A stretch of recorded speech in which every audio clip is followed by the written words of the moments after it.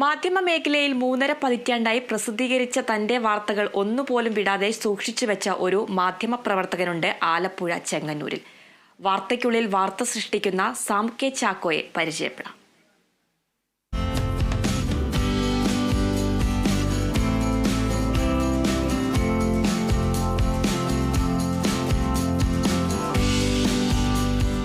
മാധ്യമമേഖലയിലെ മുതിർന്ന മാധ്യമപ്രവർത്തകനായ Sam K ചാക്കോയുടെ പക്കൽ വാർത്തകൾ മാത്രമല്ല, ചിത്രങ്ങളുടെ വിപുലമായ ശേഖരവുമുണ്ട്.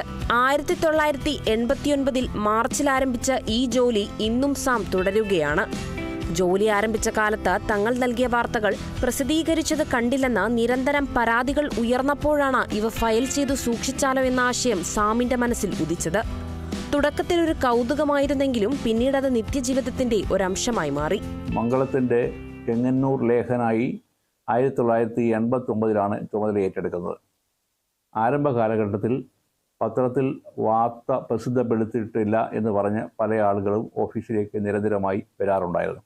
ആ പ്രശ്നത്തിനൊരു പരിഹാരം കാണാൻ വേണ്ടിയാണ് വാർത്തകൾ ഫയലാക്കി സൂക്ഷിക്കുക എന്നൊരാശയം മനസ്സിൽ തോന്നിയത്. അങ്ങനെ അന്ന് തുടങ്ങി 1989 മാർച്ച് മാസത്തിൽ തുടങ്ങിയ ആ പ്രക്രിയ 2024 തുടരുകയാണ്. ഇതൊന്ന് ഡിജിറ്റലൈസ് ചെയ്ത് വരും തലമുറയ്ക്ക് പ്രയോജനപ്പെടുത്താൻ വേണ്ടിയുള്ള ഉദ്ദേശവും ഇപ്പോൾ മനസ്സിൽ സൂക്ഷിക്കുകയാണ്. വർഷങ്ങൾക്ക് മുൻപുള്ള വാർത്തകൾ ചികഞ്ഞെടുക്കാൻ നിരവധി പേരാണ് സാമിനെ തേടിയെത്തുന്നത്.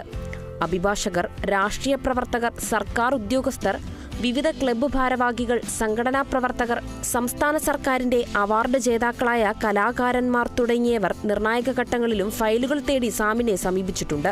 പുതുതലമുറയിലെ ജേർണലിസം വിദ്യാർത്ഥികൾ പോലും പഠന ആവശ്യങ്ങൾക്കായി സാമിന്റെ അടുത്തേക്കാണ് ഓടിയെത്താറുള്ളത്.